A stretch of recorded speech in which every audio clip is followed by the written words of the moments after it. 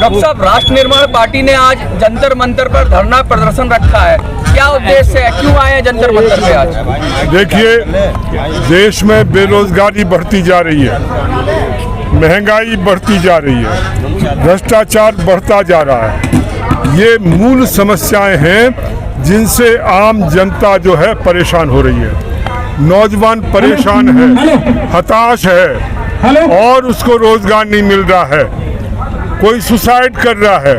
अभी आपने न्यूज़पेपर में पढ़ा होगा, अग्निवीर में एक नौजवान का सिलेक्शन नहीं हुआ, उसने आत्महत्या कर ली और अपने माता पिता को संदेश दिया कि मैं अगले जन्म में जो है निश्चित रूप से जो है अग्निवीर को जो है उसके एग्जाम को मैं क्रैक करूंगा। ये स्थिति देश की हो रही है। बेरोजगारी अब पिछले 50 वर्षों में सर्वाधिक स्तर पर है। CMIE का डेटा जो है वो रिलीज हुआ है जनवरी में। 8.60% जो है वो बेरोजगारी बढ़ी है, महंगाई दुगना तिगुना हो गई है और सरकार इस पर बात नहीं करती। आप लगातार ये दिल्ली में अरविंद जी की सरकार है, आम आदमी पार्टी की सरकार है और केंद्र में मोदी सरकार है, तो क्या कहना चाह रहे हैं? बीजेपी और कांग्रेस, जो मैंने नारे में भी सुना, बीजेपी, कांग्रेस और आम आदमी पार्टी, सब पे आप लोग आरोप लगा रहे हैं कि इन लोगों ने कुछ नहीं किया 70 सालों में, 70-75 सालों में। आप क्या नया एजेंडा लेके आए हैं? देखिए जी, हम एजेंडा ये लेकर के आए हैं, ये लोग बाहर के जो व्यापारी होते हैं, बाहर के बिजनेसमैन होते हैं, उनके लिए रेड कारपेट वेलकम करते हैं। हमारे अपने जो व्यापारी हैं, हमारे अपने देश के जो बिजनेसमैन हैं, उनके ऊपर ED, CBI और दूसरी जो संस्थाएं हैं वो पीछे लगा रखी हैं। हमारे अपने व्यापारी वो खड़े नहीं हो पाते और बाहर से आए हुए विदेशी उनको इतना स्वागत करते हैं, सब ढंग की सुविधाएं देते हैं। ये वही कह रहे हैं, हमें अपने व्यापारियों को, अपने देश के जो व्यापारी हैं, अपने जो नौजवान हैं, उनको आगे बढ़ाना है। यदि वो आगे बढ़ेंगे, हमें रोजगार भी मिलेगा, नौकरी भी मिलेगी और हमें कोई परेशानी नहीं होगी। और डॉक्टर साहब, एक बड़ा गंभीर बात कह रहे हैं आप, जो ईस्ट इंडिया कंपनी थी वो भी बाहर से व्यापार करने ही भारत में आई थी। आपको क्या लगता है, जो बाहर से व्यापारी बुलाए जा रहे हैं, उन सब की सोच भारत को गुलाम बनाने की है? क्या सोच रहे हैं आप? भाई, उनके पीछे सरकारें हैं, आप उनका कुछ बिगाड़ नहीं सकते। यदि ट्विटर है, माइक्रोसॉफ्ट है, अमेरिका की ताकत जो है उसके पीछे रहती है। ध्यान रखो, ब्रिटेन से यदि कोई कंपनी जाती है, उनके पीछे भी उनकी सरकार की ताकत रहती है। कुछ भी हम उनके खिलाफ कार्रवाई करने की कोशिश करेंगे, तुरंत जो है वो हमारे खिलाफ कार्रवाई करना शुरू कर देती हैं। इसलिए आप खुद IPS अफसर रहे हैं, आप पुलिस के मूल अधिकारी रहे हैं और आपने हिंदुस्तान में सभी जिलों में काम किया है, तो आप जनता के दर्द को अच्छी तरह जानते हैं। तो आपको कैसे लगता है कि आप और आपकी पार्टी मिलके आम जनता की तकलीफों को दूर कर पाए?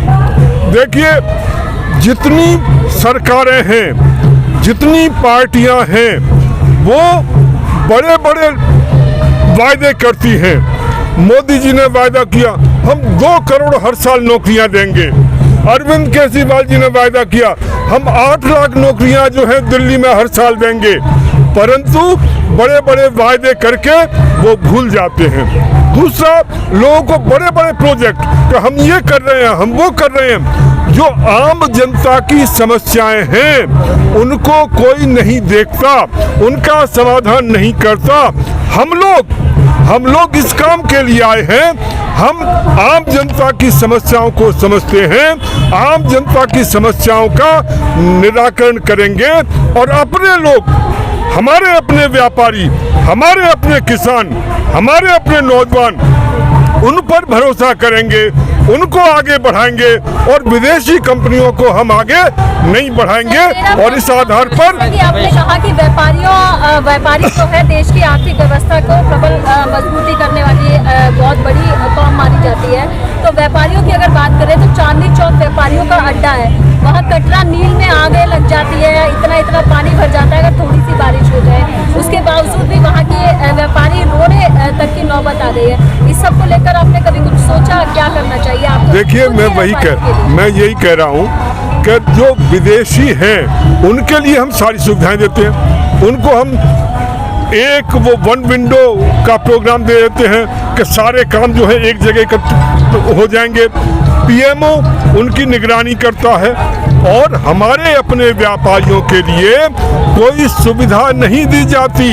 उनके लिए वन विंडो सिस्टम लागू नहीं होता। उनके समस्याएं क्या है उनको देखने वाला कोई नहीं होता। मेरा यही कहना है, अपने जो व्यापारी हैं, अपने जो बिजनेसमैन हैं, अपने यहाँ जो काम करने वाले हैं, उनका रेड कारपेट वेलकम करो, उनको सुविधाएं दो, उनको संरक्षण दो। तो देखो आप वो आगे बढ़ेंगे, देश भी आगे बढ़ेगा।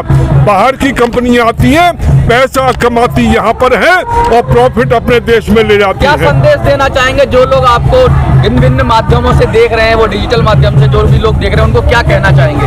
मैं केवल यही कहना चाहता हूँ, ये जितनी सरकारें हैं, चाहे बीजेपी की सरकार हो, चाहे आम आदमी पार्टी की सरकार हो, चाहे कांग्रेस की सरकार हो, इन्होंने झूठे वायदे किए हैं और झूठे वायदे करके कोई काम नहीं कर रहे हैं। हरियाणा में आप देखो 37% बेरोजगारी का रेट है, दर है। राजस्थान में 37% बेरोजगारी का दर है। दिल्ली में 8.30% बेरोजगारी का दर है।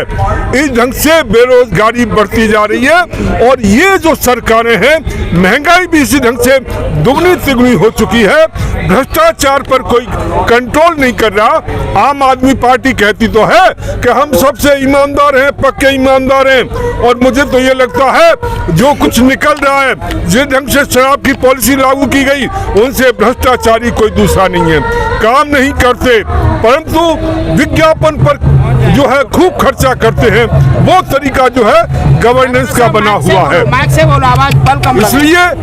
इसलिए मैं आपसे कहना चाहता हूं कि हम इनके विकल्प के रूप में काम करना चाहते हैं।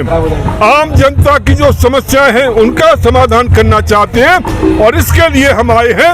और हम नौजवानों को कहना चाहते हैं, हमारे ऊपर भरोसा करें, हम उनकी समस्याओं का समाधान करेंगे, महंगाई खत्म करेंगे और जो ये भ्रष्टाचार है उसको भी खत्म करेंगे। बहुत बहुत धन्यवाद। राष्ट्रवादी पार्टी जिंदाबाद, जिंदाबाद। राष्ट्रवादी पार्टी